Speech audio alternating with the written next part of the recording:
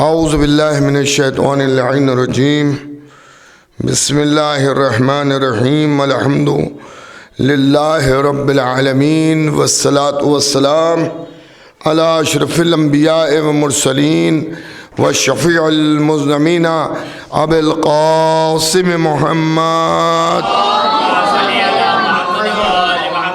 وآل بیتہ الطیبین الطاہرین المعصومین المظلومین من یومنا ھذا الی قیام یوم الدین اما بعد فقط قال رسول اللہ صلی اللہ علیہ وآلہ وسلم اولنا محمد ووسطنا محمد وآخرنا محمد وکلنا محمد صلوات بھیجو۔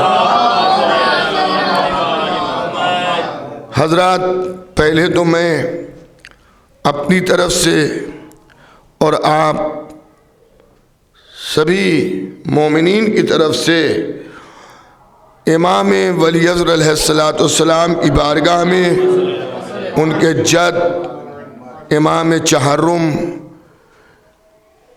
علی بن الحسین امام زین العابدین علیہ السلام کی ولادت بسعادت کی مبارکباد پیش کرتا ہوں۔ ایک بلند تر صلوات بھیجیے گا محمد و آل محمد۔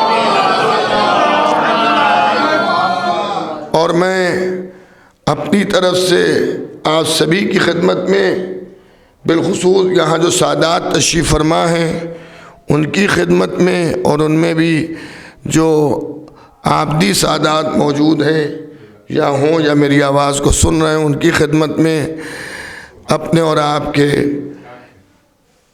امام چہرم امام زین العابدین علیہ السلام کی ولادت بسعادت کی مبارکباد پیش کرتا ہوں۔ حضرات، آج کا دن بڑا ہی مبارک گزرا، اس لیے کہ آج ہی کا دن وہ دن تھا کہ جب پروردگار عالم نے امامت کی چوتھی کڑی کو بشکل بشر اس دنیا میں بھیجا۔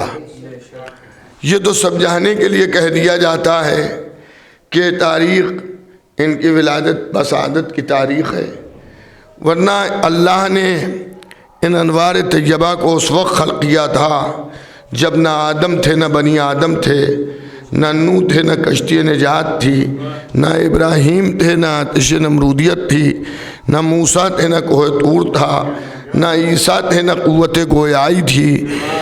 یوں سمجھئے کچھ بھی نہیں تھا، پر کار قدرت سے جو پہلا نقطہ نور گرا ہے اسی کا نام تھا حقیقت محمدی، اور اسی نور کے کبھی 5 ٹکڑے ہوئے، کبھی 12 ٹکڑے ہوئے، کبھی 14 ٹکڑے ہوئے۔ ایک صلوات اور بھیج دیجئے محمد۔ عزیزان گرامی، اللہ کا شکر ہے کہ ہم رسول کے بعد رسول کے 12 جانشینوں کو مانتے ہیں، اور جو سب کے سب معصوم ہیں اور ایک ہی خاندان سے ان کا تعلق ہے، اور خالی ہم خاندان کی بنیاد پر نہیں مانتے ہیں۔ اس چیز کی وضاحت ہو جائے کہ ہم خاندان کی بنیاد پر نہیں مانتے ہیں۔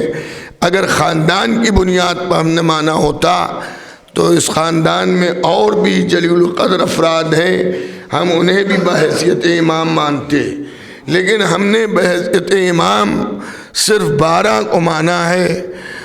اس کی وجہ یہ ہے کہ ان 12 میں وہ سب ملتا ہے جو حضور ختمی مرتبت میں ملے گا آپ کو۔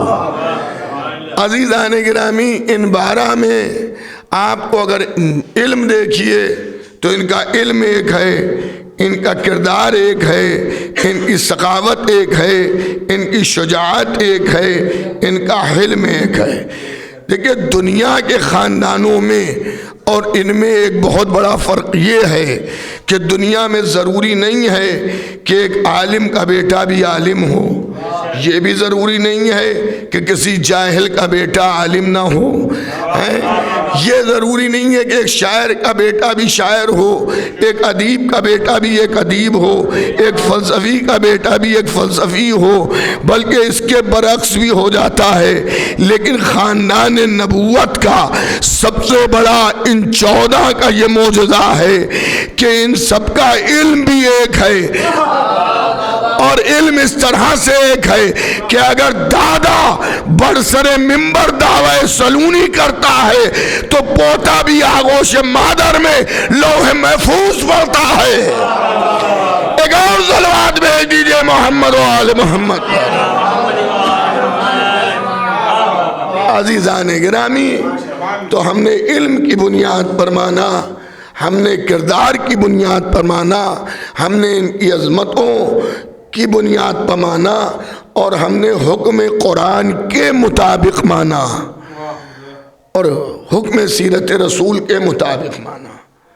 دیکھیے، رسول کے بعد لوگوں نے دوسروں کو مانا، خیر ہمیں اس سے کوئی بحث نہیں ہے، کوئی کسی کو مانے، آپ سمجھ گئے، لیکن ہم معصوم اماموں کو مانتے ہیں، ہم معصوم اماموں کو مانتے ہیں، ہم قاتلوں کو نہیں مانتے، ہم جواریوں کو نہیں مانتے، ہم شرابیوں کو نہیں مانتے، ہم خائن کو نہیں مانتے، ہم غاصب کو نہیں مانتے، ہم انہیں مانتے ہیں کہ جن کے لیے آیت تطہیر نازل ہوئی ہے، جن کے لیے آیت تطہیر نازل ہوئی ہے، ہم انہیں مانتے ہیں جن سے گناہ کا امکان ہی نہیں ہے۔ دیکھیے، ہم نے اماموں کو مانا، حکم الہی تو تھا ہی، اگر حکم الہی نہ بھی ہوتا تب بھی ہمیں انہی کو ماننا پڑتا، اس لیے کہ ایک مسلمان کے لیے ضروری ہے کہ وہ سیرت پاک حضور ختمی مرتبت کو اپنائے، تبھی وہ مسلمان ہے۔ اگر وہ رسول کی سیرت سے الگ چلا جائے تو پھر وہ مسلمان نہیں ہو سکتا۔ تو اب سیرت کو اپنانے کے لیے ہمیں ایسوں کی تلاش ہے کہ جن میں سیرت نبی اسی طرح سے ملے جیسی نبی کی سیرت تھی۔ توجہ ہے یا نہیں ہے؟ ہمارے ابھی احسن بھائی نے لاجواب اشعار آپ کو مرثیے کے بند سنائے اور آپ محظوظ ہوئے۔ عزیزان گرامی، اگر کوئی بات میں آئے اور مجھ سے یہ پوچھے کہ صاحب احسن صاحب بھی تو مدعو تھے، ان کو آپ نے سنا؟ میں نے کہا ہاں صاحب سنا۔ کہا کیسا پڑھا؟ میں نے کہا بہت اچھا پڑھا۔ اب انہوں نے کیا کیا پڑھا؟ تو شاید ایک مصرع بھی مجھے یاد نہ ہو، ایک مصرع بھی یاد نہ ہو۔ کہیں گے صاحب آپ تعریف کریں، مگر یہ تو بتائیے، کلام کو سنائیے تو جو پڑھا انہوں نے۔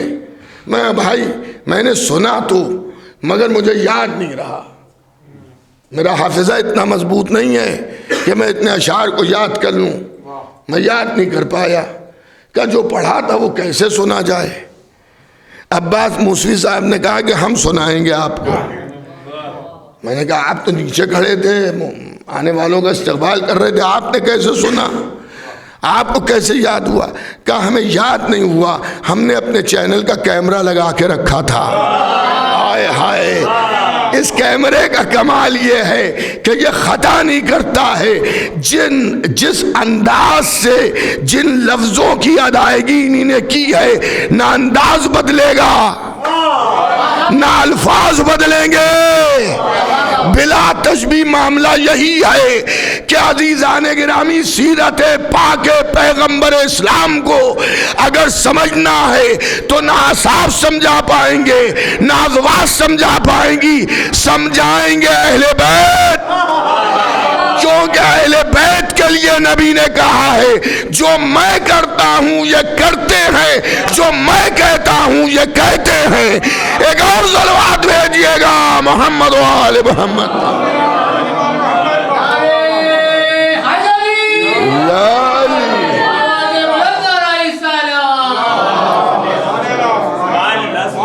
اچھا دیکھیے، دور اول کے لوگ تھے، یہاں کی محفل کی گواہی وہی افراد تو دیں گے جو محفل میں موجود ہیں.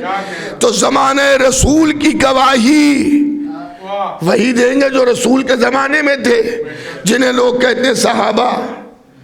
دیکھیے ہر صحابی کو ہم برا نہیں کہتے، مگر جن صحابہ کو، خالی چند صحابہ کو لوگ صحابہ مانتے ہیں کہ یہ ہیں یہ ہیں یہ ہیں، اتفاق سے جو آپ مانتے ہیں انہیں ہم نہیں مانتے ہیں، کیونکہ نسبت ہے نبی سے صحابیت کی. اب اگر کوئی نبی کے دل کو دکھا دے تو وہ صحابی نہیں. اچھا توجہ کیجئے گا، مثلا میری پوری عمر میں آپ میرے کسی ایسے گناہ کے شاہد نہیں ہیں کہ آپ میرے پیچھے نماز نہ پڑھیں. مثلا آپ میرے بارے میں اچھی باتیں بول رہے ہیں، میری تعریف کر رہے ہیں اور میری خوبیاں بیان کر رہے ہیں. دوسرے لوگ جنہوں نے مجھے نہیں دیکھا ہے وہ بھی آپ سے تعریف سن کے وہ بھی ہماری عظمت کے قائل ہو رہے ہیں. ایک مثال میں دے رہا ہوں آپ کی خدمت میں، میری بلندی کے قائل ہو رہے ہیں. لیکن میں نے مرنے سے 1 سال پہلے کچھ ایسے کام کر دیے کہ جو غیر شرعی تھے، خلاف قرآن تھے، جن کے کرنے سے میرا ایمان رخصت ہو گیا.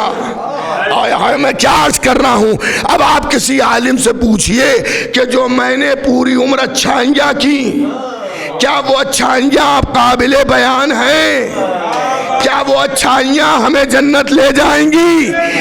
اسی لیے تو ہمارے بزرگ کہتے ہیں کہ انجام بخیر ہو. آپ جن صحابہ کی تعریف کرتے ہیں جتنے بھی لائق تعریف ہوں، مگر آخری عمر میں انہی نے وہ گناہ کیے کہ جس کی وجہ سے وہ صحابی تو صحابی مسلمانی نہ رہے.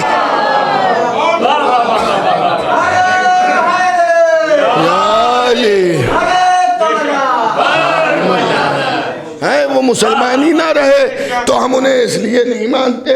ورنہ صحابہ کی فہرست میں تو ہم نے ایسے صحابہ کو بھی مانا کہ جنہی نے 2 رکعت نماز تک نہ پڑھی، لیکن وہ ہمارے لیے لائق تعریف ہیں. کیسے 2 رکعت نماز نہ پڑھی؟ میدان جنگ میں آئے، کافر آئے، نبی کو قتل کرنے کے ارادے سے آگے بڑھے، لیکن نبی کو صبر کا مجسمہ پا کر نبی کے ہاتھوں پر کلمہ پڑھ لیا. ان کے کلمے کا کوئی گواہ بھی نہیں ہے، اور اس کے بعد اذن جہاد ملا انہیں اور وہ گئے میدان جہاد میں، شہید ہو گئے. مسلمانوں میں کوئی گواہ نہیں جو یہ گواہی دے کہ یہ صحابی ہے. لیکن جب جنازے لائے گئے تو نبی نے کہا ابھی میرا ایک صحابی تو آیا ہی نہیں.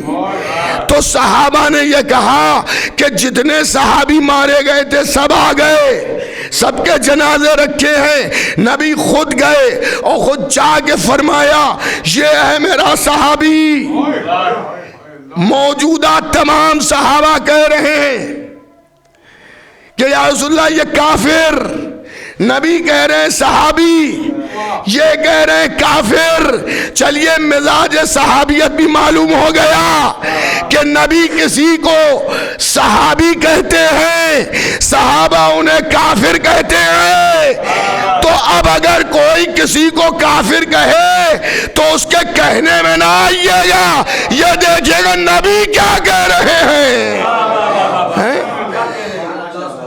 اور نبی نے وہاں پر ارشاد فرمایا کہ میرا صحابی ہے. پھر پورا واقعہ سنایا کہ یہ کس طرح سے ایمان لایا اور پھر اس نے جہاد اس کو ملا اور اس نے 2 رکعت نماز نہیں پڑھی.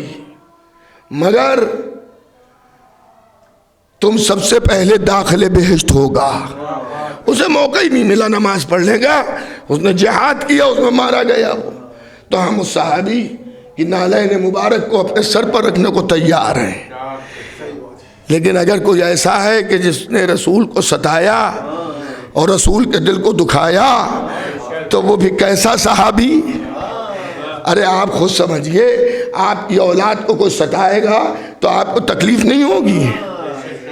آپ کی اولاد کو، یہاں اکثریت ایسی ہے کہ جو صاحب اولاد ہیں اگر آپ کی اولاد کو ستائے کوئی تو آپ کو تکلیف ہوگی، خوش ہوں گے آپ؟ اولاد بھی ایسی ہو کہ جس کے لیے یہ کہا ہو کہ اس کو دیکھتا ہوں تو میرے دل کو سکون ملتا ہے، یہ میرا ٹکڑا ہے۔ تو عزیزان گرامی، ہمارے معاملہ یہ ہے کہ ہم امامت کے مقابل جو بھی آئے گا وہ جیسا بھی ہو ہم اسے نہیں مانتے۔ جو امامت کے مقابل آئے گا اسے ہم ہرگز نہیں مانیں گے۔ ہاں، جو امامت کے قریب ہیں، جو امامت سے عقیدت رکھتے ہیں، ہم ان کا اکرام کرتے ہیں، ہم ان کی عزت کرتے ہیں۔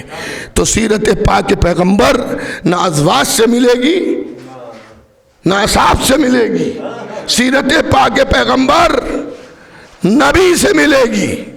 نبی کی سیرت پاک اہل بیت نبی سے ملے گی، اہل بیت نبی سے نبی کی سیرت پاک ملے گی۔ آپ دیکھیے، ٹکڑے ہیں یہ، ہر ٹکڑے میں وہی اثر ہے جو کل میں تھا۔ میں ایک مثال دے دوں آپ کی خدمت میں۔ ایک جگ پانی بھرا رکھا ہے یہاں، اس میں پیاس بجھانے کی طاقت ہے یا نہیں ہے؟ انگلی نجس ہو گئی، اس پانی میں پاک کرنے کی طاقت ہے یا نہیں ہے؟ اب اگر ہم انہیں چند گلاسوں میں تقسیم کر دیں تو کیا تقسیم کے بعد اثر ختم ہو جائے گا؟ اثر نہیں ختم ہوگا۔ جو جگ میں طاقت تھی وہی طاقت گلاس میں ہے۔ تو یہ تو مادے کی بات ہے۔ جب مادہ تقسیم ہونے کے بعد اپنے اثرات کو ختم نہیں کرتا تو نور تقسیم ہونے کے بعد اپنے اثرات کو ختم کیسے کرے گا؟ حضور کے نام میں اور حضور کی محبت میں یہ اثر ہے کہ وہ بوڑھے کو جوان کر دیتی ہے۔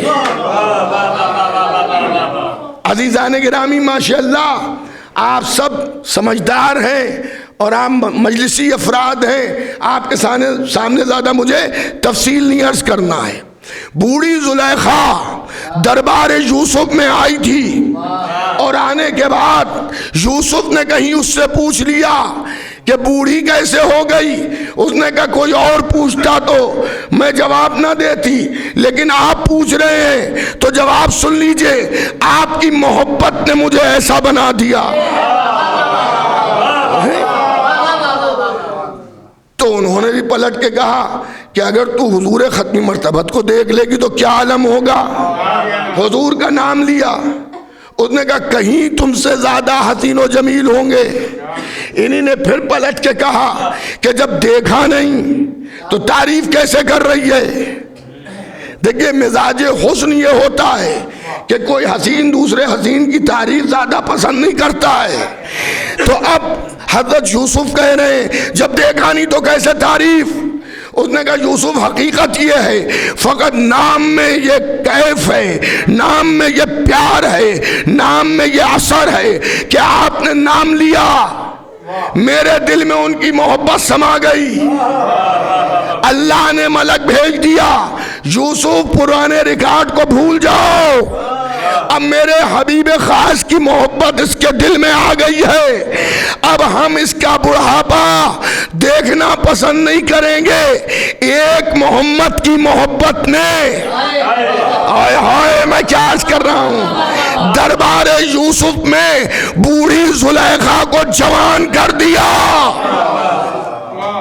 میں نے ابھی جو حدیث پڑھی یہاں سب محمد ہیں، تو اگر ایک محمد حضور ختمی مرتبت کی محبت بوڑھے کو جوان کر رہی ہے تو ہو سکتا ہے کوئی بنگراہ یہ کہے کہ یہ بتائیے، بنگراہ آپ سمجھ گئے نا، پتنگوں میں بولا جاتا ہے لفظ، جب وہ سیدھی نہیں اڑتی ہیں، ان کی کاپ ٹیڑھی ہو جاتی ہے تو وہ بنگراہ جاتی ہیں۔ ہاں، توجہ ہے یا نہیں ہے؟ بھئی یوٹیوب پہ ہی مجلس جاری ہے، ہو سکتا ہے کوئی کہے یہ بنگراہ کیا ہوتا ہے؟ تو وہ بنگرہی پتنگ آپ نے سنی ہوگی، تو بنگرہے کچھ ایسے ہوتے ہیں کہ جو یہ کہتے ہیں کہ آپ کہتے ہیں سب محمد، تو آپ کوئی دکھائیے معجزہ کہ جہاں پر بوڑھا جوان ہوا ہو، تو میں آپ کو ابھی دکھائی دیتا ہوں، مولا علی نے خطبہ دیا، اپنی خبر شہادت بیان کی، حضور ختمی مرتبت کے زمانے کی بڑھیا صحابیہ کہیں بیٹھی سن رہی تھی تقریر کو، وہ آئی، یا علی آپ اپنی خبر شہادت دے رہے ہیں، آپ یہ تو بتائیں آپ کے بعد امام کون ہوگا، ہم کیسے پہچانیں گے کون ہے امام؟ تو مولا نے کہا ایک پتھر لیا، وہ ایک پتھر اٹھا کے لائی، مولا نے پتھر پر اس طرح سے انگوٹھی سے مہر لگائی جیسے موم پر مہر لگ جائے، کہ جس طرح سے میرے ہاتھوں پر یہ پتھر موم ہوا، جس کے ہاتھوں پر موم ہو جائے وہی میرے بعد تیرا امام ہے۔ مولا علی کی شہادت ہو گئی، امام حسن امام ہوئے۔ دیکھیں یہ ہوئے کا مطلب بھی آپ سمجھ لیجئے بھائی، ہوئے کا مطلب یہ نہیں ہے کہ آج امام ہوئے، امام امام ہوتا ہے۔ اسی لیے میں اکثر ان اشتہارات اور ان مبارکباد کی جو ہے وہ میں مذمت کرتا ہوں جس میں تاج پوشی کا لفظ استعمال ہوتا ہے۔ ہمارے ہاں تاج پوشی ووشی کچھ نہیں ہے، سمجھ گئے آپ؟ ہمارے ہاں امام امام ہوتا ہے، شکم مادر میں ہے تب بھی وہ امام ہے، آغوش مادر میں تب بھی وہ امام ہے، باپ کے صلب میں ہے تب بھی وہ امام ہے، عالم نور میں ہے تب بھی وہ امام ہے۔ توجہ ہے یا نہیں ہے؟ ہمارے ہاں تاج پوشی کا تصور نہیں ہے۔ اچھا تاج پوشی بھی اس لیے لفظ شروع ہوا ہے، ہاں اس کو بھی سمجھ لیجئے بھائی، تاج پوشی اس لیے کہ 9 ربیع الاول جو عید زہرا ہے اس کو ختم کرنے کے لفظ آیا تاج پوشی ہے۔ ہمارے زمانے کے امام کی تاج پوشی، ہمارے ہاں وہ دن تاج پوشی کا دن نہیں ہے، ہمارے ہاں وہ دن امامت ڈے کا دن نہیں ہے، ہمارے ہاں وہ دن ہے عید شجاع کا، ہمارے ہاں وہ دن ہے عید زہرا کا۔ ایک صلوات بھیجئے محمد و آل محمد۔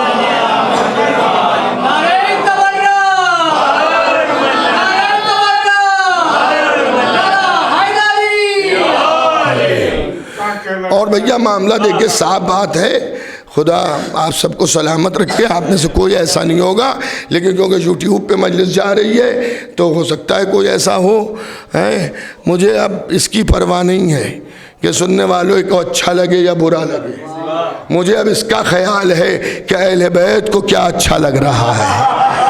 سمجھ گئے آپ؟ ہمارا جز ایمان ہے قاتلان اہل بیت، دشمنان محمد و آل محمد سے بیزاری رکھنا۔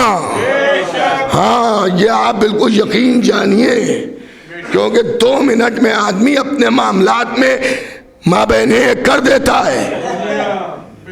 اہل بیت کے معاملے میں ارے صاحب یہ سب پڑھنے سے کیا فائدہ؟ ٹھیک ہے ہم فائدے کے لیے تو نہیں پڑھ رہے ہیں، لیکن آپ کو فائدہ نہیں ہے، ہماری آخرت میں ہمیں فائدہ ہے۔ ایک اور صلوات بھیج دیجئے محمد و آل محمد پر۔ آپ سمجھ رہے ہیں نہیں سمجھ رہے؟ ہاں اس میں بالکل ممبر پہ عزا خانہ سامنے ہے، دیکھیے میں مر جاؤں گا، آپ ہزاروں کی تعداد میں جمع ہو جائیں، لاکھوں کی تعداد میں جمع ہو جائیں، دفن ہونے کے آدھے گھنٹے کے بعد پھر قبر پر خالی اگربتیاں نظر آتی ہیں اور کوئی رہتا نہیں ہے۔ اب قبر میں اگر کوئی کام آنے والے ہیں تو غالب کل غالب، مطلوب کل طالب، امیر المومنین حضرت علی ابن ابی طالب، شہزادی کونین اور اہل بیت پیغمبر رسول آل رسول، انہی سے ہمیں لوہم لگائے ہوئے ہیں اور انہی سے ہمیں شفاعت کی امید ہے، اور وہی انشاءاللہ وہ میری شفاعت فرمائیں گے، ہم سب کی شفاعت کریں گے۔ تو بہرحال وہ ایک الگ کی بات ہو گئی۔ تو وہاں وہ امام حسن نے بھی اس پر پتھر پر مہر لگائی، اور قبل اس کے کہ وہ پتھر نکالتی اور نکال کے دیتی، امام نے کہا وہ پتھر نکال جس پہ میرے بابا کی مہر ہے۔ امام حسن کو زہر دے دیا گیا، اور امام حسن کے بعد امام حسین السلام کی خدمت میں وہ آئی تو امام حسین السلام نے بھی کہا کہ وہ پتھر نکال جو میرے بابا کی جس پہ مہر ہے اور میرے بھیا کی مہر ہے۔ اب اس کے اوپر امام حسین السلام نے مہر لگا دی۔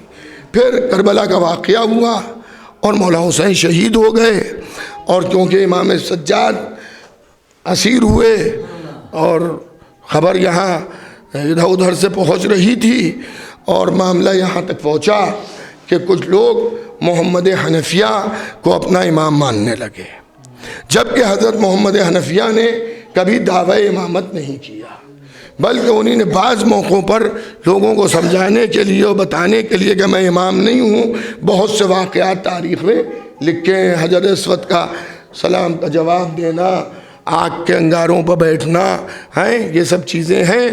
انہی نے دعوی امامت کیا نہیں تھا، لیکن لوگوں نے کیوں انہیں امام مانا؟ اس کا سبب یہ تھا کہ ابھی لوگوں نے دیکھا تھا کہ بھائی کے بعد بھائی امام ہوا ہے، امام حسن السلام کے بعد امام حسین امام ہوئے، تو کچھ لوگ اس طرح سے محمد حنفیہ کو امام ماننے لگے۔ جس طرح سے حضرت عیسیٰ کو لوگ اللہ کا بیٹا مانتے ہیں بعض افراد، لیکن حضرت عیسیٰ نے تو دعویٰ نہیں کیا کہ میں اللہ کا بیٹا ہوں، تو محمد حنفیہ نے بھی دعویٰ نہیں کیا تھا کہ میں امام ہوں۔ لوگوں کی بھیڑ تھی اور اس کو کنڈم کرتے تھے۔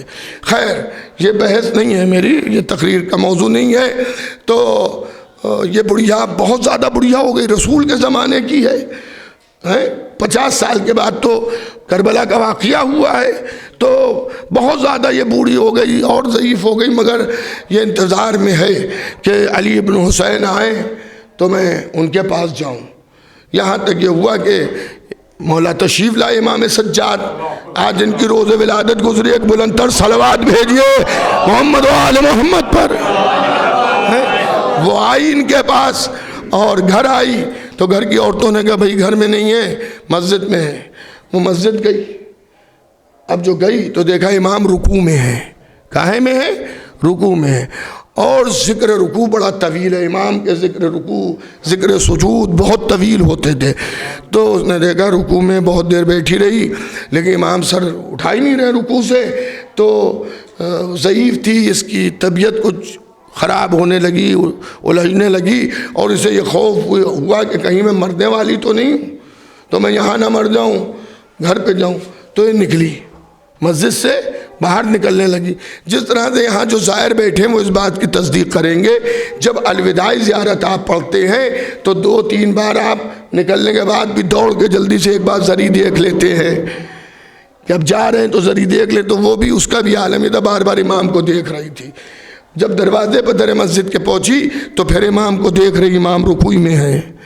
ہو سکتا ہے اس کی وجہ یہ بھی ہو کہ وہ سوچے شاید امام سر اٹھا لیں، رکوع ختم ہو تو ہم ٹھہر جائیں تھوڑی دیر، لیکن امام رکوع سے سر نہیں اٹھا رہے ہیں اور رکوع میں ہیں، اور یہ امام کو دیکھ رہی ہے کہ اس نے دیکھا، بہت توجہ سنیے گا، اس نے دیکھا کہ امام نے اپنے دائنے ہاتھ کی یہ چھوٹی انگلی جو ہوتی ہے اس سے اشارہ کیا اس کی طرف، حالت رکوع میں یوں اشارہ کیا۔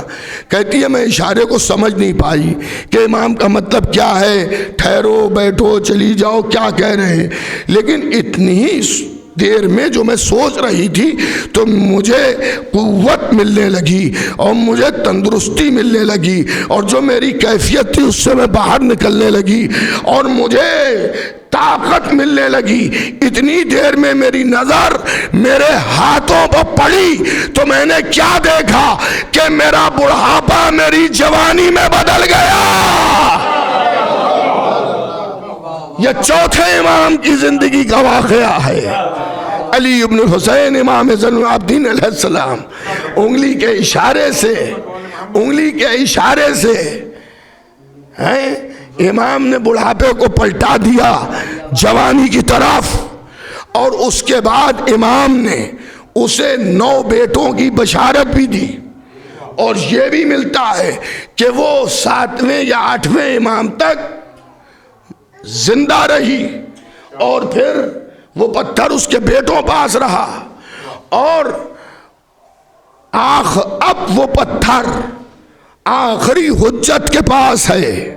اس کے بیٹوں نے وہاں تک سلسلہ پہنچا، عزیزان گرامی، اب کوئی تعجب نہ کرے، مولا علی کا ایک خطبہ ہے، امام حسن کا ایک خطبہ ہے جس پر اکثر لوگ اعتراض کر بیٹھتے ہیں، غیر نہیں اپنے ہی غلو کر گئے، یہ کیسے ہو سکتا ہے، یہ ہمارے آپ کے ساتھ لفظ اچھا ہے مگر اہل بیت کے لیے آپ نہ کہیے، یہ کیسے ہو سکتا ہے۔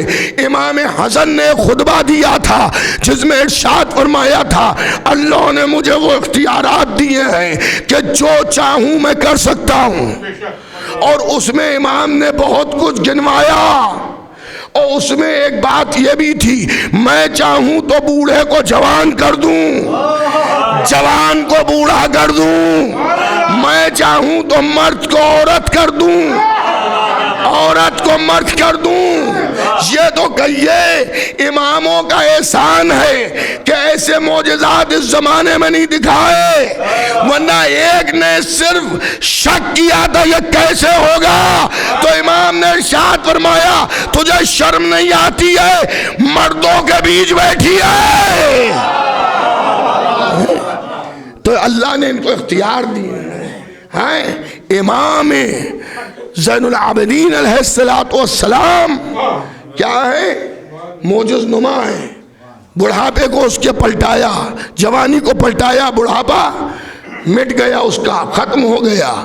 عزیزان گرامی، ایسے بہت سے واقعات ہیں، بس مجھے زیادہ دیر نہیں عرض کرنا ہے، بس ایک واقعہ چھوٹا سا سن لیجئے جو آپ برابر سنتے ہیں لیکن اکثر وہ ادھورا واقعہ پڑھا جاتا ہے۔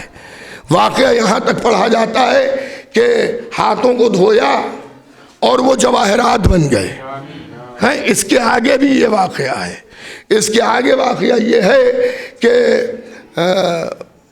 یہ کئی سال سے آ رہا تھا جانے والا، اور ہر سال تحفے جمع کر کے لاتا تھا، تو اس سال جب یہ واقعہ جس سال ہوا ہے تو اس کی بیوی نے کہا کون تمہارا چاہنے والا ہے، دوست ہے، کیونکہ زمانہ اتنا پراشوب تھا کہ شوہر اپنی زوجہ سے بھی بتا نہیں رہا ہے کہ ہم کس کے پاس جا رہے ہیں۔ تو اس نے کہا کہ ایسا ہے بھئی، وہ ہے دوست میرا۔ کہا عجیب دوست ہے تمہارا، تم تحفے لے جاتے ہو، کبھی اس نے نہیں دیا۔ اس نے اپنا سر پکڑ لیا، سر پکڑ کے زمین پر بیٹھ گیا وہیں پر۔ تو نے کیا قیامت کر دی، جو تو نے کہا ہے وہ اس تک پہنچ گیا۔ یہ کیسی بات کر رہے ہو، تم یہاں ہو وہ وہاں ہے، مدینے میں پہنچ گئے۔ تم نہیں جانتی ہم کس کو تحفہ لے کے دیتے ہیں، کس کے پاس تحفہ لے جاتے ہیں۔ خیر یہ گیا تو امام نے جب ہاتھ دھوئے تھے تو جواہرات بنے، تو امام نے یہ کہہ کے دیے تھے یہ لے جا اور اپنی زوجہ کو میری طرف سے دے دینا۔ واقعہ کچھ اس طرح سے ہے۔ تو وہ لے گیا، اس نے کہا دیکھو میں نے تم سے کہا تھا نا کہ انہیں معلوم ہو گیا ہوگا یہ جواہرات انہیں نے بھیجے ہیں۔ اچھا یہ عورتوں کی کمزوری ہوتی ہے، جواہرات ہے، زیورات ہے، وہ جو ہے بہت خوش ہو گئی، اور اس نے کہا دیکھو جواہرات تو میں لوں گی مگر شرط یہ ہے کہ اگلے سفر میں بھی چلوں گی۔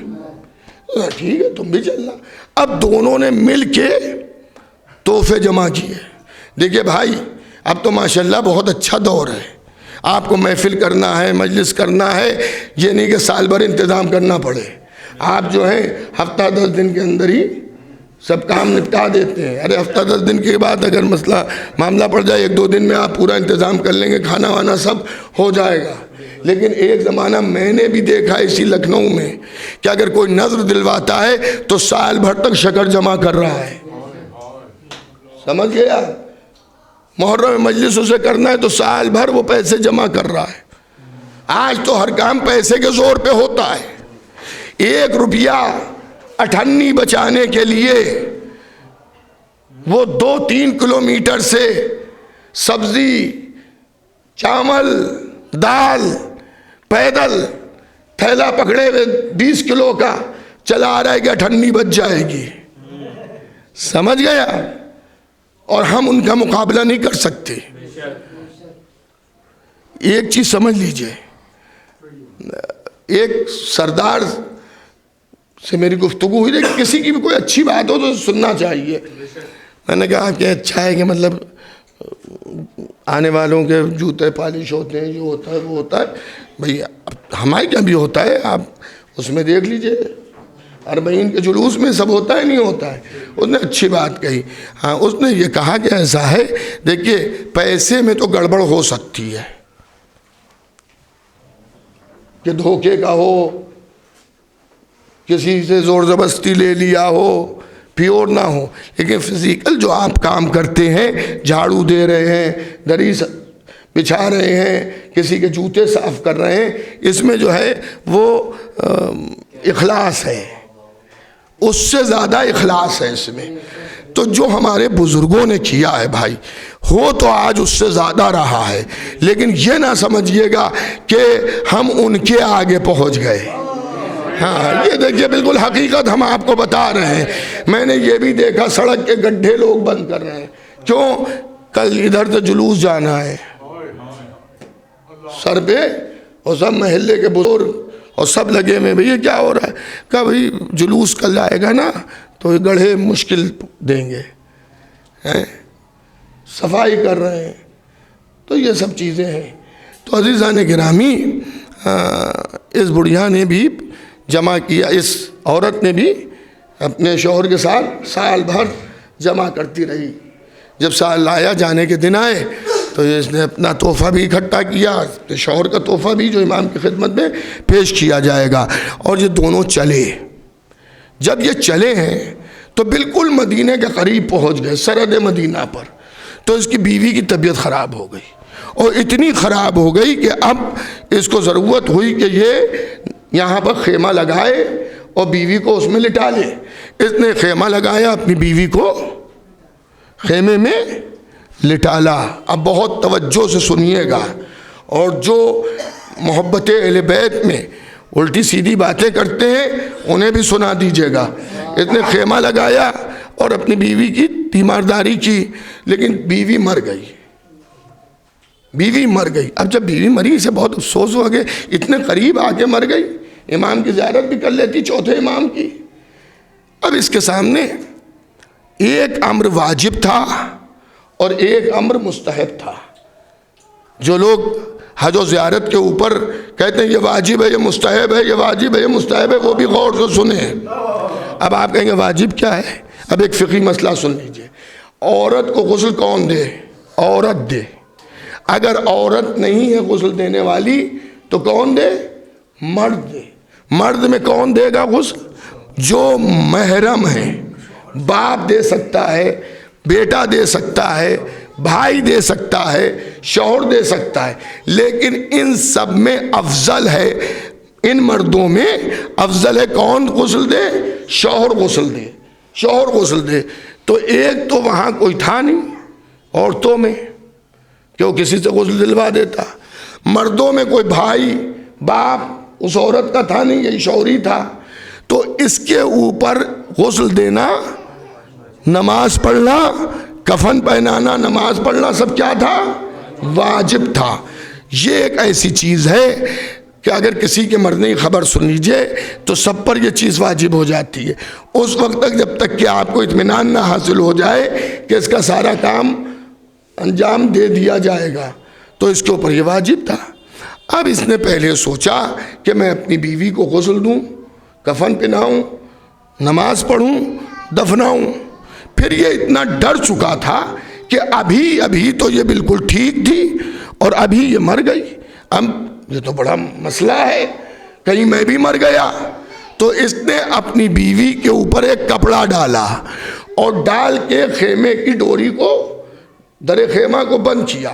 اس نے کہا پہلے میں امام سے کی زیارت کراؤں, ہائے چوتھے امام سے ملاؤں, اس کے بعد میں آگے سے غسل دوں گا, اس کے بعد میں کفن پہناؤں گا, نماز پڑھاؤں گا, ابھی میں کچھ نہیں کروں گا. گیا میت کو چھوڑ کے امام کی خدمت میں, اپنی زوجہ کی طرف سے بھی جو تحفے تھے وہ بھی لے گیا. لیکن انہیں معلوم تھا کہ امام جو ہے وہ غمگین ہے, کربلا کا واقعہ ہو چکا تھا, امام رویا کرتے تھے امام حسین کو یاد کر کے. تو اس نے وہاں تحفے پیش کیے, یہ میری طرف سے ہے, یہ میری بیوی کی طرف سے ہے, مگر رویا نہیں اپنی بیوی پر اداس ضرور ہے، چہرے سے محسوس ہو رہا ہے۔ امام نے پوچھا کہ یہ بتا کیا ہو گیا، تو پریشان نظر آ رہا ہے؟ تو اس نے کہا نہیں مولا کوئی بات نہیں ہے، کیونکہ یہ سوچ رہا تھا کہیں ایسا نہ ہو کہ مولا کو معلوم ہوگا تو مولا بھی غمگین ہوں گے۔ ہائے عزیزان گرامی میں کیا عرض کر رہا ہوں، مولا بھی غمگین ہوں گے، تو اس نے چھپایا کہ میں نہیں بتاؤں گا، امام کو نہیں بتاؤں گا، تو اس نے چھپاتا رہا۔ امام نے ارشاد فرمایا زوجہ کی میت چھوڑ کے آیا تھا نا۔ ہائے ہائے، اس کا مطلب یہ امام غیب کا علم رکھتے ہیں، سب جانتے ہیں، زوجہ کی میت چھوڑ کے آیا ہے نا۔ اب یہ رونے لگا۔ ہاں مولا اسے بڑی تمنا تھی کہ میں نے اسے عمر نو بخش دی، وہ زندہ ہو گئی اور اللہ اس کے ذریعے تجھے 4 بیٹے عطا کرے گا۔ آئے ہائے، توجہ ہے یا نہیں ہے؟ امام نے کہا وہ زندہ ہوگی، جا کے لے کے آ۔ اب جو یہ دوڑتا ہوا پہنچا، اس نے اب جو خیمے کے در کی ڈوری کھولی تو کیا دیکھا، اس کی بیوی بیٹھی ہوئی اپنے پرانے لباس کو سی رہی ہے۔ ہائے ہائے، آپ نہیں سمجھے، پرانے لباس کو سی رہی ہے۔ اگر ابھی اتنی لائٹیں جل رہی ہیں لیکن یہ کہا جائے سوئی میں تاگا ڈال دیجئے تو میں تو نہیں ڈال پاؤں گا۔ میرے سن و سال کے جو افراد ہیں انہیں بھی مشکل ہوگی۔ ہاں جو نوجوان ہیں جن کی ابھی آنکھیں ماشاءاللہ پوری کام کر رہی ہیں وہ اس کام کو انجام دے لیں گے۔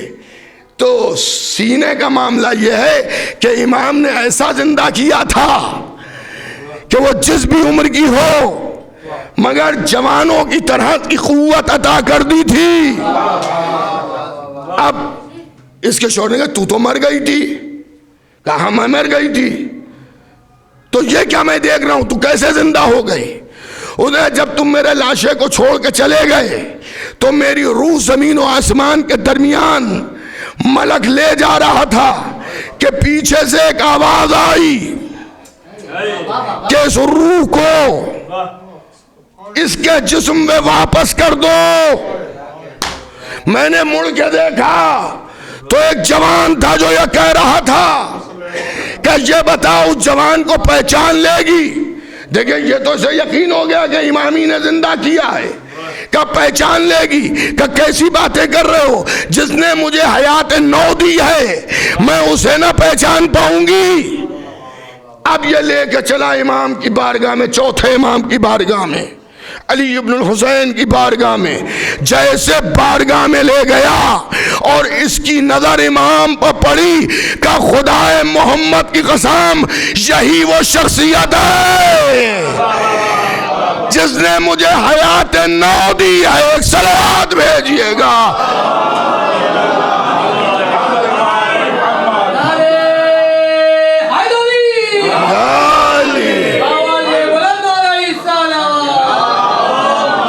اسی نے مجھے حیات نو دی ہے، اسی نے مجھے نئی زندگی دی ہے۔ عزیزان گرامی، اب آپ بس آخری بات، امام نے بڑے بڑے کارنامے کیے۔ کربلا میں امام جو زندہ کر رہے ہیں لوگوں کو، لوگ کہیں گے صاحب وہ بخار کیسے آ گیا؟ ابھی آپ نے مرثیے کے جو بند پڑھے گئے تھے مدح میں وہ بھی آپ نے سماعت فرمائے، بخار کیسے آ گیا امام کو؟ وہ تو مردوں کو زندہ کر رہے ہیں۔ امام پر کوئی چیز بھی وارد ہوتی ہے اس میں دنیا کو کوئی جواب ہوتا ہے، کوئی نصیحت ہوتی ہے۔ امام بخار میں تھے، زمین ہل رہی تھی۔ اب میں بچا کے عرض کروں گا، مسرت کی محفل ہے، سورج کو گہن لگ چکا تھا، نیزو پانی اچھل رہا تھا، آگ لگی ہوئی تھی۔ خدا نہ کرے اس میں سے ایک مصیبت بھی کسی مرد پر پڑ جائے تو اس کا دماغ کام نہیں کرے گا۔ زلزلے کا ایک جھٹکا آتا ہے سب گھروں کے باہر ہوتے ہیں، آندھی ہلکی آتی، اذانوں کی آوازیں آنے لگتی ہیں۔ توجہ ہے یا نہیں ہے؟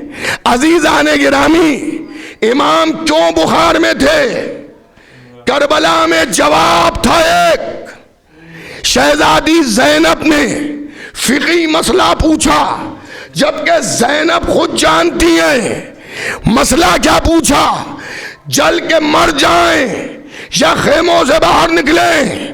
امام نے کہا پھوپھی اماں جان کا بچانا ضروری ہے۔ آج تک کسی کے دہن میں ایسی زبان نہیں جو یہ کہہ دے کہ امام نے غلط حکم دیا۔ ارے اب بھی آپ نہیں پہنچے، بہت بڑی گتھی کو سلجھا دیا۔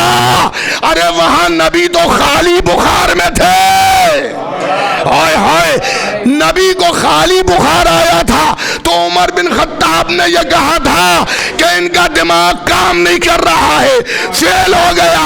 امام نے بخار کے عالم میں، مصیبتوں کے عالم میں مسئلہ بتا کے بتایا، جب نیابت کا دماغ نہیں خراب ہوتا تو نبوت کا دماغ کیا خراب ہوگا؟ اماموں کی سیرت کو دیکھیے، نبی پر لگے ہوئے الزامات کے جوابات ملیں گے۔ اللہ کا شکر ہے کہ آج ہم سب شہر میں مختلف جگہوں پر محافل منعقد ہیں، لوگ محفلوں میں شریک ہو رہے ہیں، اور کیونکہ یہ مومنین کا محلہ ہے اور میرا بھی یہ محلہ ہی ہے، میرا آبائی گھر جو مدرسہ جامع التبلیغ ہے یہ میرا آبائی گھر تھا، جس کو میرے والد نے مدرسے میں بدلا، تو یہ بھی میرا محلہ ہے۔ میں مومنین سے صرف اتنا عرض کروں گا، کہیں محفل کی آواز سنیے، اگر وقت ہے، قوت ہے تو آپ شریک ہوئیے۔ ٹھیک ہے، آپ اگر احتجاج کر رہے ہیں کہ صاحب بلایا نہیں ہے، محفل میں بیٹھیے، مثلاً بعد میں آدمی کا کھانا کھا لیجئے۔ بھائی محفل میں آپ نے بلایا نہیں تھا، میں آ گیا ہوں، مگر بس خدا حافظ، مگر شرکت ضرور کیجئے، اور خصوصاً جو مخصوص تاریخیں ہیں، روز ولادت، شب ولادت، روز شہادت، شب شہادت، جو محافل و مجالس کا سلسلہ ہوتا ہے، قبر میں یہی کام آئیں گے، نہ دولت کام آئے گی، نہ اولاد کام آئے گی۔ آج اولاد خود اتنا مصروف ہو گئی ہے کہ وہ اپنی قضا کر دیتی ہے، تو آپ کی لیے وہ کیا کرے گی؟ سمجھ گئے؟ اب دنیا اتنی مصروف ہو گئی ہے، ثواب جاریہ اپنی حد تک آپ حضرات خود کرتے رہیں۔ ہاں، یہ میری نصیحت ہے سبھی کے لیے، 10 روپے سے چاہے آپ ثواب جاریہ میں کام کیجئے، جو آپ کو مرنے کے بعد ملتا رہے۔ ہاں، بڑھاپے کی پینشن جس طرح سے ہوتی ہے اس کا انتظام کر لیجئے۔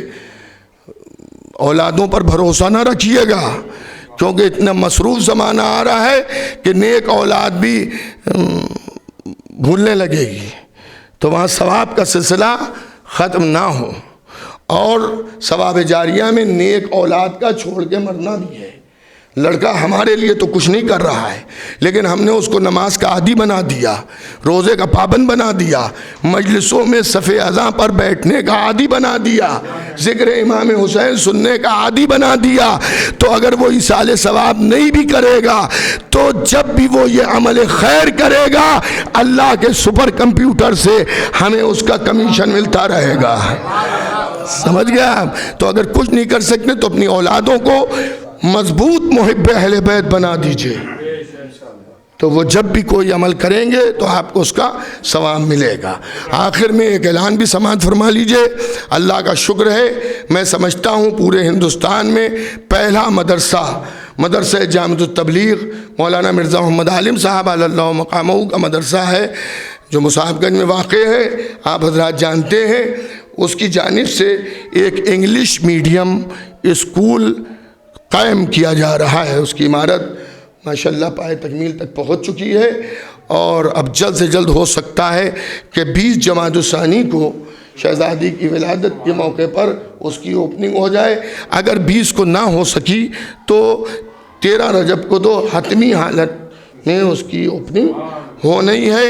اور ابھی ہم پریپ سے لے کر KG تک، کیونکہ ہم بھی ابھی نئے ہیں اس معاملے میں، تو ابھی ہم نے اسے KG تک رکھا ہے، اور اس کے اندر انشاءاللہ وہ سہولتیں فراہم ہوں گی جو آپ ہزاروں روپے فیس دے کر دوسرے کالجوں میں حاصل کرتے ہیں، اسکولوں میں۔ میں آپ سے گزارش کروں گا کہ آپ کے اگر چھوٹے بچے ہوں، یا آپ کے گھر میں چھوٹے بچے ہوں، یا آپ کے دوست احباب میں چھوٹے بچے ہوں، تو آپ ان کو مطلع کیجیے گا، وہ آئیں دیکھیں۔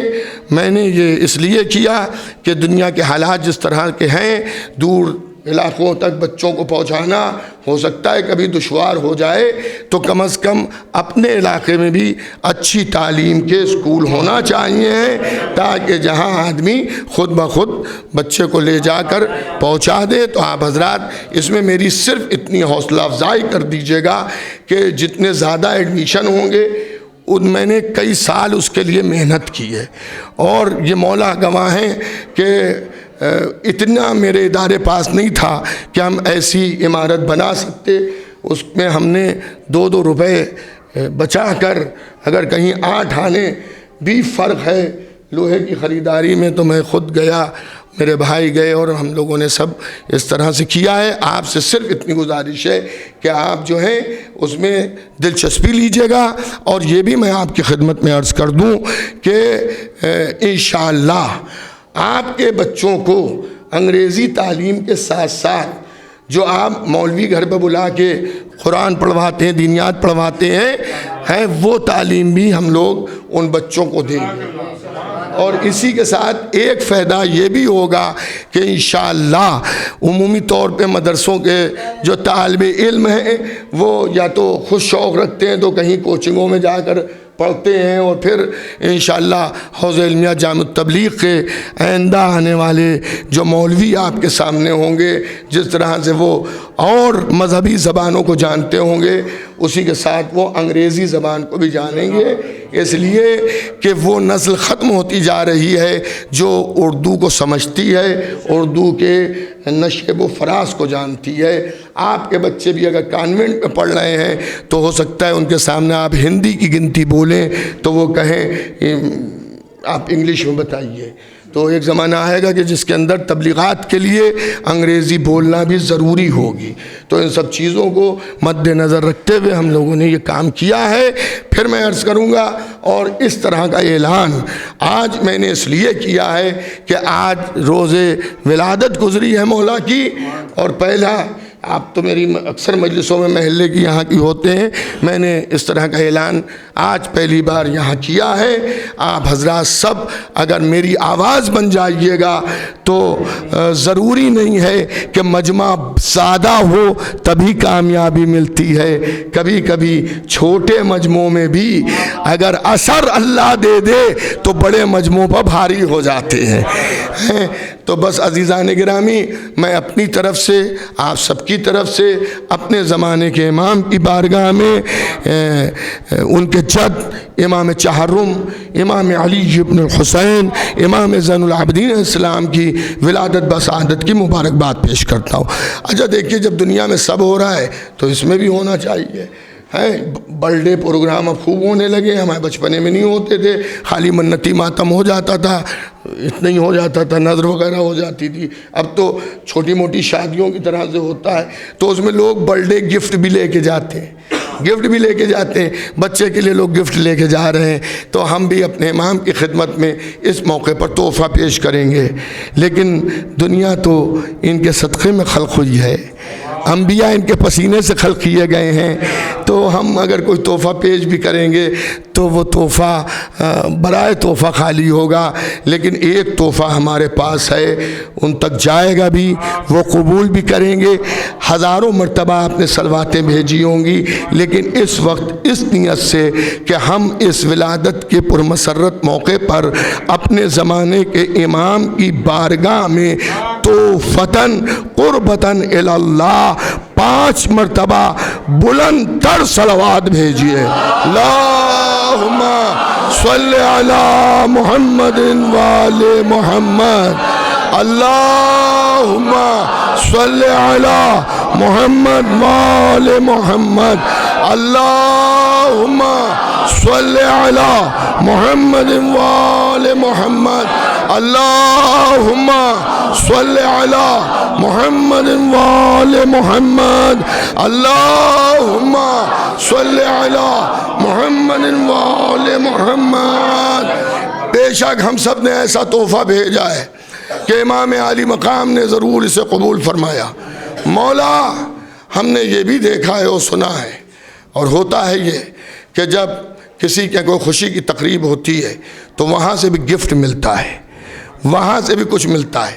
ہم آپ کی بارگاہ سے بھی آج چاہتے ہیں، ہمیشہ ملتا رہتا ہے مولا، میرے وجود میں جو کچھ ہے وہ آپ ہی کی جوتیوں کا نالین کا صدقہ ہے۔ مولا اس وقت بھی ہمیں چوتھے امام کی ولادت کی مبارکباد پر کوئی تحفہ دیجئے۔ دوستوں، عقل کا تقاضا یہ ہے اپنی زبان سے کچھ نہ مانگیے، اس لیے ہمارے سوال چھوٹے ہیں، ان کی عطا بڑی ہے۔ تو ہم اپنے امام کی خدمت میں صرف یہ کہنا چاہتے ہیں، مولا ہم سب کو آج تحفے میں وہ سب کچھ دے دیجئے جس کی ضرورت ہمیں دنیا اور آخرت میں پڑنے والی ہے۔ مولا اپنے گھر کی ولایت اور محبت ہم سب کے دلوں میں قائم کر دیجئے۔ روز محشر ہم سب کی شفاعت فرمائیے گا۔ مولا آپ اپنی جدہ مظلومہ فاطمہ زہرا سلام اللہ علیہا کی بارگاہ میں ہم سب سے کی طرف سے یہ ایک حاجت بھی پیش کر دیجئے گا کہ ہم سب کی شفاعت دنیا اور آخرت دونوں میں وہ فرماتی رہیں۔ الہی آمین ثم آمین۔ اور مولا یہ سب آپ کے چاہنے والے ہیں، اور ہم جیسے بھی صحیح آپ جانتے ہیں، لیکن مولا کہلاتے اب آپ ہی کے چاہنے والے ہیں، اس لیے مولا ہماری مدد، ہم سب کی مدد کیجئے، اور اس وقت تک موت نہ آئے جب تک کہ آپ کا خالق، اللہ کا رسول اور ائمہ معصومین شہدائے کربلا ہم سے راضی نہ ہو جائیں۔ مولا اس وقت تک ہم میں سے کسی کو موت نہ آئے جب تک کہ اللہ کے مخلوق کے حقوق ہم ادا نہ کر لیں۔ روز محشر کوئی ہم سے ایسا سوال نہ ہو کہ جس کا ہم جواب نہ دے سکیں۔ پروردگار تجھے محمد و آل محمد کا واسطہ، جن کے صدقے میں تو نے پوری کائنات کو خلق کیا، دعاؤں کو قبول کرتا ہے، ہم سب کی ان دعاؤں کو قبول کر لے۔ ہم سب جب دنیا سے جائیں تو تائب جائیں، مغفور جائیں، شہید جائیں۔ پروردگارہ ہم سب کو ہمیشہ، ہماری نسلوں کو ہمیشہ آل محمد کی خوشی میں خوش ہونے اور آل محمد کے غم میں غمگین ہونے کی توفیق عنایت فرما۔ ہمارے زمانے کے امام کے ظہور میں تعجیل فرما، ہم ان کے سچے اچھے وفادار سپاہی قرار پائیں۔ مولا آپ کے چاہنے والے جہاں کہیں بھی ہیں، پروردگار تجھے امام سجاد کا واسطہ ہم سب کی سجدوں کو قبول فرما۔ پروردگار تجھے امام سجاد کا واسطہ دنیا میں جہاں کہیں بھی شیعان حیدر کرار، حسین مظلوم کے ماتمدار محبان آل محمد، فقہ آل محمد پر عمل کرنے والے ہیں، بالخصوص ایران، عراق، سیریا اور لبنان، بحرین اور جیسے حالات دنیا کے چل رہے ہیں، یمن میں جو محبان اہل بیت ہیں ان سب کی حفاظت فرما۔ پروردگارہ سعودی کی ظالم حکومت کو نیست و نابود فرما۔ جلد سے جلد جنت البقیع و جنت المعلا پہ جو روزے منہدم ہوئے ہیں ان پر روزے تعمیر ہو جائیں۔ حضرات، میں آپ حضرات کی خدمت میں بھی پھر سے، اور جہاں جہاں میری آواز جا رہی ہے سب کی خدمت میں، محبان اہل بیت کی خدمت میں، امام چہارم امام علی بن الحسین امام زین العابدین علیہ السلام کی ولادت بسعادت کی مبارکباد پیش کرتا ہوں، بالخصوص سادات کی خدمت میں، سادات میں بھی جو عابدی سادات ہیں ان کی خدمت میں مبارکباد پیش کرتا ہوں۔ ایک بلند تر صلوات بھیجئے محمد۔